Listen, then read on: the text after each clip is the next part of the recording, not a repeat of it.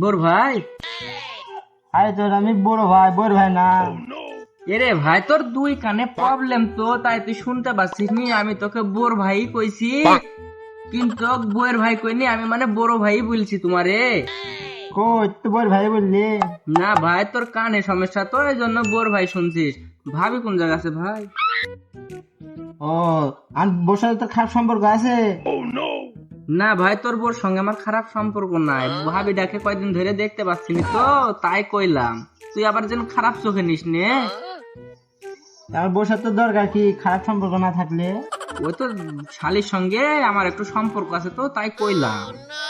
ও, আর শালিকার সাথে খারাপ সম্পর্ক আছে? হয় দুই ভাইয়ে ভাইয়ে ভাইরা হইতাম, তাই তো যদি আপত্তি না থাকে। তার বউকে খুঁজছিস কেন?